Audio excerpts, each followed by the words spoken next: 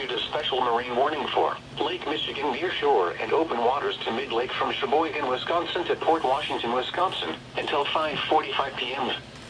At 4:41 p.m., a severe thunderstorm was located near Oostburg, or near Sheboygan, moving east at 15 knots. Hazard, wind gusts to 40 knots and large hail. Source, radar.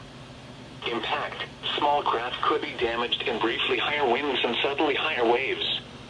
Large hail could result in structural damage. The severe thunderstorm will remain over mainly open waters.